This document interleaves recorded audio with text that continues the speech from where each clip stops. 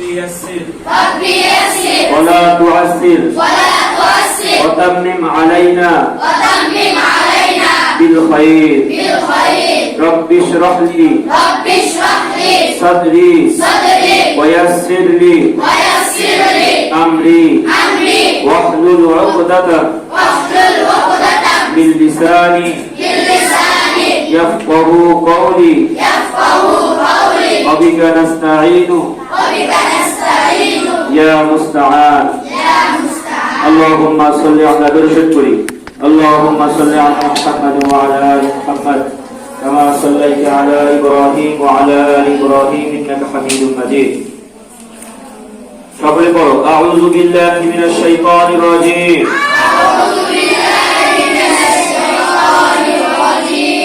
বিসমিল্লাহির রহমানির রহিম আলহামদুলিল্লাহি রাব্বিল আলামিন আর রহমানির রহিম مالك يوم الدين إياك نعبد وإياك نستعين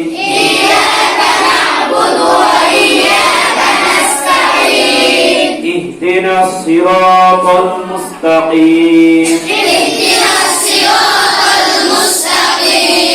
صراط الذين أنعمت عليهم غير المغضوب عليهم ولا الضالين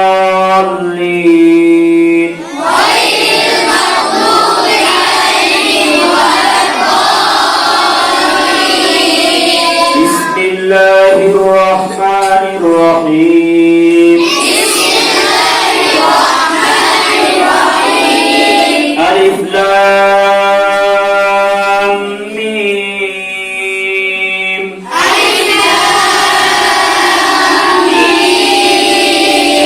ذلك الكتاب لا ريب فيه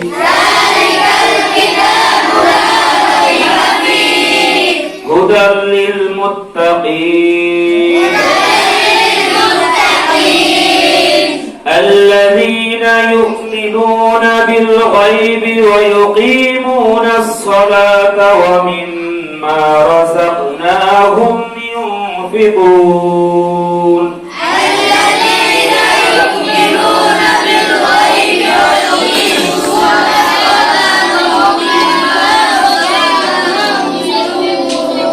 والذين يؤمنون بما أنزل إليك وما أنزل من قبلك والذين يؤمنون بما أنزل إليك وما أنزل من قبلك وبالآخرة هم يوقنون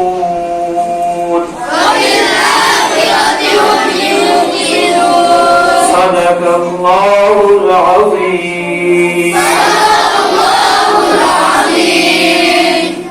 কোরআন শরীফ বন্ধ করি আলহামদুলিল্লাহ আল্লাহ পাকের অশেষ মেহেরবানি আল্লাহ পাক রব্বুল আলামিন আমাদের সকলকে আজকে কোরআনের সবক নেওয়ার জন্য কোরআনের ছাত্র বানিয়ে দিলেন সম্মানিত অভিভাবক পুরুষ মহিলা সবাইকে লক্ষ্য করে বলছি আপনারা যারা আমার সাথে সবকে অংশগ্রহণ করেছেন যারা ফাতিহা পড়েছেন আল্লাহ পাক রব্বুল আলামিনের ঘোষণা অনুযায়ী যতটুকু আমরা লেখাপড়া করেছি এর আলোকে বলতে পারি যে আপনারা আজকে এই কোরআনের ছাত্র হয়ে গেলেন আলহামদুলিল্লাহ সবাই আল্লাহ পাক রব্বুল আলামিন মানুষ সৃষ্টি করেছেন প্রথমত আল্লাহ পাক রব্বুল আলামিন ইনসান সৃষ্টি করেছেন যতগুলো প্রাণী সৃষ্টি করেছেন প্রাণী দুই ভাগে বিভক্ত এক ভাগ প্রাণী তাদের জন্য আল্লাহ পাক রব্বুল আলামিন তাদেরকে বলা হয় হাইওয়ানে মতলুব আরেক শ্রেণীর প্রাণীকে বলা হয় হাইওয়ানে নাতিক হাইওয়ানে নাতিক নামক শ্রেণীতে আছে মানুষ এবং জিন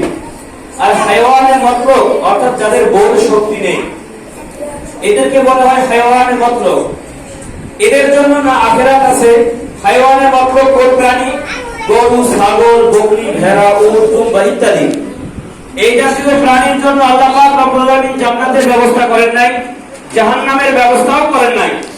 এদের জন্য না বিচার আছে না সালিশ আছে। দুনিয়ার নিরিখে, দুনিয়ার এই নিয়ম কানুনের নিরিখে দেখা যায় এইরকম কোন নিয়ম আছে যে এক বাড়ির কুকুর আর এক বাড়ির যেতে পারবে না, এক বাড়ির বিড়াল আর এক বাড়ির ভাত খেতে পারবে না, এক বাড়ির গরু আর এক বাড়িতে যেতে পারবে না, এইরকম সিস্টেম নেই। তাদের সুখ শান্তি কেবলমাত্র দুনিয়াতে, আখিরাতে তাদের কোনো কিছু নেই। পক্ষান্তরে আল্লাহ পাক রব্বুল আলামিন আরেক প্রাণী হলো, ইনসান হলো, সৃষ্টি হলো যাদেরকে আমরা মানুষ বলি এবং জিন বলি। আল্লাহ পাক মানুষের জন্য যেরকম দুনিয়ায় শান্তির ব্যবস্থা রেখেছেন, দুনিয়ায় সুখের ব্যবস্থা, দুঃখের ব্যবস্থা রেখেছেন, তেমনি ভাবে আখিরাতেও আল্লাহ পাক মানুষ এবং জিনের জন্য সুখ এবং দুঃখের ব্যবস্থা রেখেছেন। ফারিকুন ফিল জান্নাতি ওয়া ফারিকুন ফিস সাঈর। যাদের আমল ভালো হবে তারা জান্নাতে যাবে, যাদের আমল ভালো হবে না তারা জাহান্নামে যাবে। সম্মানিত সুধী, আমরা প্রথমত ইলমটা দুই ভাগে বিভক্ত। ইলম হলো যে একটা ইলমে ওহী, দুই নাম্বার ইলমে গায়রে ওহী। আমাদের আজকের ওহী এই কোরআনুল কারীমকে আল্লাহ পাক ওহীর মাধ্যমে অবতীর্ণ করেছেন। এই কোরআনুল কারীম সর্বপ্রথম ছিল লাওহে মাহফুজে। ইন্না নাহনু নাযালনা যিকরা আয়াল কুরআনা ওয়া ইন্না লাহু লাহাফিজুন। যে আমি এই কোরআনকে লাওহে মাহফুজে সংরক্ষণ রেখেছিলাম, আল্লাহ বলেন। এরপরে আল্লাহ পাক রব্বুল আলামিন এই কোরআনকে পূর্ণাঙ্গ 30 পারা এই কোরআনকে আল্লাহ পাক সামায়ে দুনিয়া, যে প্রথম আসমান, এই আসমানে আল্লাহ তাআলা একত্রিতভাবে অবতীর্ণ করেন। এরপরে আমাদের নবীর উপরে পর্যায়ক্রমে যে কোনো প্রয়োজন ছিল, ওই প্রয়োজন মাফিক আল্লাহ পাক কোরআনের আয়াতকে অবতীর্ণ করেছেন। সম্মানিত সুধী, সময় খুবই সংক্ষেপ। যে কোরআনুল কারীম আমরা যারা শিক্ষা গ্রহণ করি, কোরআনুল কারীম এই বিদ্যা, কোরআনের বিদ্যা, ওহীর বিদ্যা, ইলমে নববীর বিদ্যা, উখরবী বিদ্যা, আরেকটা বিদ্যা হলো যে দুনিয়াবী বিদ্যা, জেনারেল বিদ্যা, জাগতিক বিদ্যা। এই দুইটার পার্থক্য বলে শেষ করে দেবো ইনশাআল্লাহ। সম্মানিত সুধী, জাগতিক বিদ্যা, এই জাগতিক বিদ্যা জেনারেল শিক্ষা হয়। এই জেনারেল শিক্ষায় যদি আমরা গোড়াতে যাই, দেখা যাবে জেনারেল শিক্ষা এর গোড়া হলো জিরো, আর কোরআনুল কারীমের যে শিক্ষা, ওহীর যে শিক্ষা, এই শিক্ষার গোড়ায় হলো হিরো, আল্লাহ পাক রব্বুল আলামিন। সম্মানিত সুধী, সকলে মনোযোগ দিয়ে শুনবেন। যদি এই পৃথিবীতে যে ব্যক্তি সর্বপ্রথম বিএ পাস করেছে, তাকে যদি প্রশ্ন করি তুমি বিএ পাস করেছো, কার থেকে শিক্ষা অর্জন করেছো, সে বলবে যে আইন পাস করেছে, তার থেকে শিক্ষা অর্জন করেছি। যে ব্যক্তি এই পৃথিবীতে সর্বপ্রথম আইন পাস করেছে, তাকে যদি জিজ্ঞাসা করি তুমি কার থেকে শিখেছো, সে বলবে পৃথিবীতে যে সর্বপ্রথম ম্যাট্রিক পাস করেছে আমি তার থেকে শিখেছি। আবার যদি প্রশ্ন করি তুমি ম্যাট্রিক পাস করেছো, কার থেকে শিক্ষা অর্জন করেছো, সে বলবে যে 9 পাস করেছে, তার থেকে শিক্ষা অর্জন করেছি। তাকে আবার প্রশ্ন করলাম তুমি কার থেকে শিখেছো, সে বলবে সর্বপ্রথম পৃথিবীর মধ্যে 8 পাস করেছে, তার থেকে শিখেছি। আবার প্রশ্ন করলাম তুমি কার থেকে শিখেছো, সে উত্তর করবে পৃথিবীতে সর্বপ্রথম যে 7 পাস করেছে আমি তার থেকে শিখেছি। আবার যদি প্রশ্ন করি তুমি কার থেকে শিখেছো, সে বলবে পৃথিবীতে সর্বপ্রথম যে 6 পাস করেছে আমি তার থেকে শিক্ষা গ্রহণ করেছি। এই পৃথিবীতে যে ব্যক্তি সর্বপ্রথম 6 পাস করেছে, তাকে যদি প্রশ্ন করা হয় তুমি কার থেকে এই বিদ্যা অর্জন করেছো, সে বলবে আমি 5 পাস থেকে শিখেছি।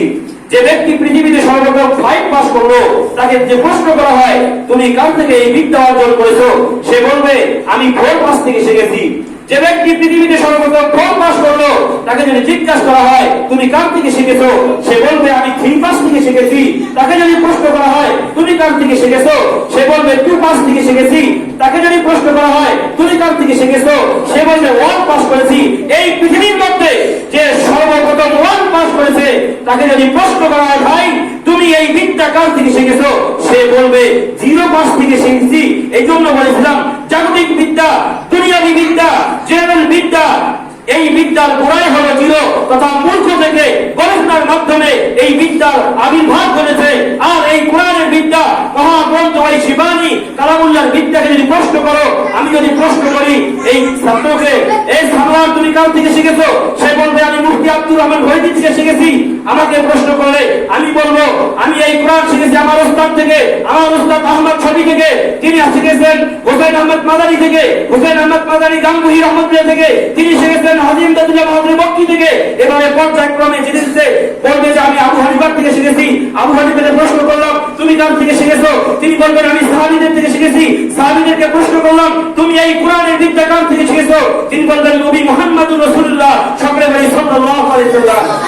নবী মুহাম্মদুর রাসূলুল্লাহ সাল্লাল্লাহু আলাইহি ওয়াসাল্লামকে প্রশ্ন করলাম আপনি কার থেকে এই কোরআন পেয়েছেন, উনি বলবেন এই কোরআন জিবরিল আমিন প্রথম আসমান থেকে নিয়ে এসেছে। জিবরিল আমিনকে প্রশ্ন করলাম এই কোরআন তুমি কার থেকে পেয়েছো, তিনি বলবেন এই কোরআন তো আমাকে শিক্ষা দিয়েছে, আমার মাধ্যমে পাঠিয়েছে মহান রব্বুল আলামিন, আমাদের সকলের মালিক, আমাদের সকলের খালেক রব্বুল আলামিন। সুবহানাল্লাহ। তাহলে বোঝা গেল এই কোরআনের শিক্ষা, মাদ্রাসার শিক্ষার গোড়ায় হলো স্বয়ং রব্বুল আলামিন, আর জাগতিক বিদ্যা এই বিদ্যার গোড়ায় হলো জিরোতা মূর্খতা। সম্মানিত সুধী, আমরা যদি আরো একটু আপডেট হই, এই ফ্যানটা করে অবশ্যই ফ্যান কোনো হুজুর তৈরি করে নাই, জাগতিক বিদ্যার বিজ্ঞান শিক্ষা তৈরি করেছে। এসিতে আমরা আরামটা ভোগ করি। যদি প্রশ্ন করি তুমি কার থেকে শিক্ষা গ্রহণ করেছো, সে বলবে যে ভাই আমি তো জেনারেল শিক্ষায় শিক্ষিত। এসি বলেন, লাইট বলেন, বাল্ব বলেন, মাউন্ট বলেন, এই সবগুলো জেনারেল শিক্ষায় শিক্ষিত যারা তারাই বেশিরভাগ তৈরি করেছে। এখন আমার প্রশ্ন, যে ব্যক্তি ফ্যান তৈরি করলো সে মারা যাওয়ার পর তার কবরে কয়টা ফ্যান দেওয়া হয়েছে? যে ব্যক্তি এয়ার কন্ডিশন এসি তৈরি করলো সে মারা যাওয়ার পর তার কবরে কয়টা এসি দেওয়া হয়েছে? যে ব্যক্তি বাল্ব তৈরি করলো অন্ধকার দূরবীন করে আলোকে ছড়িয়ে দেয় তার কবরে কয়টা লাইট দেওয়া হয়েছে, বাল্ব দেওয়া হয়েছে? যে ব্যক্তি মাউথ তৈরি করলো তার কবরে কয়টা মাউথ দেওয়া হয়েছে যে বাড়িতে বসে সে কথা বলবে কবর থেকে? এরকম প্রশ্ন করে কোনো প্রশ্নের উত্তর পাওয়া যাবে না। আমাদের রহিম নিবাস খান মাদ্রাসার একটা ছোট ছেলে যখন কুরআনুল কারীম শিক্ষা গ্রহণ করে, হাদিসে এসেছে মান সালাতা তরিকান ইয়ালতামিসু বিহি ইলমা সাহহালাল্লাহু লাহু তরিকাল জান্নাহ। সুবহানাল্লাহ। যখন কোনো ব্যক্তি কোরআন শিক্ষার জন্য চেষ্টা ফিকির করে, আল্লাহ পাক রব্বুল আলামিন তার জন্য জান্নাতের রাস্তাকে সহজ করে দেয়। দুই নম্বর হলো যখন মাদ্রাসায় ভর্তি হয়ে সে কুরআনুল কারীমের আলিফ লাম মিম পড়া শুরু করে, রাসূল করিম সাল্লাল্লাহু আলাইহি সাল্লাম বলেন, তিরমিজি শরীফের বর্ণনায় এসেছে মান ক্বারা হারফান মিন কিতাবিল্লাহ ফালাহু হাসানাতুন ওয়াল হাসানাতু বিআশরি আমসালিহা লা আকুলু আলিফ লাম মিম হারফুন বাল আলিফুন হারফুন লামুন হারফুন ওয়াল মিমুন হারফুন। যদি কোনো ব্যক্তি, কোন ছাত্র দেখতে দেখা যায় কালো, দেখতে দেখা যায় সে বিশ্রী, দেখতে দেখা যায় বংশের মধ্যে সে ছোট, সে গরিব, তার বাবা রিকশা চালায়, তার বাবা চালাগাড়ি চালায়, এমন ছেলে যখন কোরআনের এই একটা অক্ষর পড়া শুরু করে, আমার নবী, আপনার নবী, নবী মুহাম্মদুর রাসূলুল্লাহ সাল্লাল্লাহু আলাইহি সাল্লাম বলেন যে মান ক্বারা হারফান মিন কিতাবিল্লাহ, যে এই কুরআনুল কারীমের একটা হরফ পড়বে, ফালাহু হাসানাতুন, তার জন্য একটি সওয়াব, ওয়াল হাসানাতু বিআশরি আমসালিহা, আর প্রত্যেক একে হবে 10। এইজন্য বলা হয় এই হাদিস থেকে একবার একটা অক্ষর পড়লে 10 নেকি পাওয়া যায়।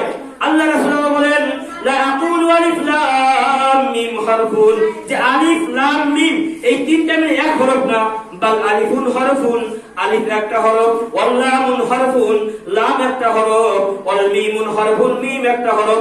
এই তিনটা হরফ আলিফ লাম মিম অল্প সময় যখন কেউ পড়বে তার আমলনামার মধ্যে আল্লাহ পাক 30টি নেকি দান করবেন। সুবহানাল্লাহ। ফাজাইলে হুফাজুল কুরআন একটা কিতাব আছে, ওই কিতাবে বলা হয়েছে যদি কোনো ব্যক্তি শুদ্ধভাবে কোরআন পড়ে সে 40 নেকি পাবে, যদি কোনো ব্যক্তি বিশুদ্ধ পড়ে সে 70 নেকি পাবে। শুদ্ধ আর বিশুদ্ধ সমন্বয়ে যদি পড়ে, এর মাঝামাঝি পড়ে সে, তাহলে সে 50 নেকি পাবে। এই জন্য যত শুদ্ধ করব আমাদের সওয়াব বৃদ্ধি হয়ে যাবে। 3 নম্বরে এই কোরআনের ফজিলত হলো যে তিরমিজি শরীফের বর্ণনায় এসেছে কুরআনুল কারীম যদি কেউ পড়ে, রব্বে কারীমের নবী, নবী মুহাম্মদুর রাসূলুল্লাহ সাল্লাল্লাহু আলাইহি সাল্লাম বলেন যে ফেরেশতারা তার জন্য পথ বিছিয়ে দেয়। ফেরেশতারা, এরকম ঘটনা আছে, ইমাম গাজালি একজন যুগ শ্রেষ্ঠ আলেম, মাদ্রাসায় আসতে গিয়ে দেরি করলেন, পরে জিজ্ঞাসা করা হলো ইমাম গাজালি দেরি করলা কেন? ইমাম গাজালি উত্তর করলো, হুজুর কি করব, যখন ইলম শেখার জন্য, কোরআন শেখার জন্য, মাদ্রাসা পড়ার জন্য আসতেছিলাম, কে যেন পথ দিছে দিছে, আমি যদি হাঁটতে যাই আর পথগুলো ভেঙে যায়, তাহলে আমি কি জবাব দেবো আল্লাহর কাছে? এই জন্য ইমাম গাজালি রহমাতুল্লাহ আলাইহি তার স্ত্রী আল্লাহর খাস বান্দা ছিলেন, সে পথ দেখতে পেয়েছে। এরপরে একটা হাদিস এসেছে, তিরমিজির বর্ণনা এসেছে, যদি কোনো ব্যক্তি কোন হাফেজ কোরআনের হাফেজ হয়, ওয়া হাল্লা হালালাহু ওয়া হারামা হারামাহু, হালালকে হালাল জানে, হারামকে হারাম জানে, এমন 10 জন ব্যক্তি যাদের উপরে জাহান্নাম ওয়াজিব হয়েছে, এমন 10 জন ব্যক্তিকে আল্লাহর দরবারে সুপারিশ করবে, আল্লাহ আমার মা জাহান্নামী, আমার বাবা জাহান্নামী, আমার দাদা জাহান্নামী, যার বাড়িতে লদি খেয়েছিলাম সে জাহান্নামী, আমার অমুক আত্মীয় জাহান্নামী। এরকম 10 জন ব্যক্তিকে আল্লাহর কাছে সুপারিশ করবে, আল্লাহ এদেরকে তুমি মুক্তি দান করো, জান্নাত দিয়ে দাও। এরকম আরেকটা পুরস্কার, সর্বশেষ পুরস্কার হলো আমাদের রাষ্ট্রীয় মাদ্রাসার নাবী মুহতামিম সাহেব বলেছেন, এই হাদিসটা বিভিন্ন জায়গায় এসেছে, যদি কোনো ব্যক্তি তার সন্তানকে কোরআনের শিক্ষা দেয়, মাদ্রাসা শিক্ষা দেয়, তাহলে ওই ব্যক্তি আল্লাহ পাক রব্বুল আলামিন তার মা এবং বাবার মাথার মধ্যে নূরের তাজ তথা টুপি পরিয়ে দেবে। সুবহানাল্লাহ। এই জন্য সকলে রাজি আছেন তো? আমরা গার্জিয়ানরা এবং ছাত্র সকলে রাজি আছো মাদ্রাসা শিক্ষা শিক্ষিত হওয়ার জন্য? সকলে গার্জিয়ান সকলে হাত উঠান। আয় আল্লাহ, কোরআনকে সামনে নিয়ে কোরআনের সবক দেওয়া অবস্থায় আমাদের এই প্রাণপ্রিয় ছাত্ররা, আল্লাহ তারা তোমাকে সাক্ষী থেকে হাত উঠাইলো, আল্লাহ এই সকল ছাত্রদেরকে হযরত ইমাম গাজালির মতো আলেম বানায় দিও, আবু বকরের মতো হিম্মত দিও, ওমরের মতো সাহস দিও। আয় আল্লাহ, শাইখুল আরব ওয়াল আজমের মতো আল্লাহ শক্তি দিও। আয় আল্লাহ, কাজী নজরুলের মতো তাকে তার বাক শক্তি দান করো।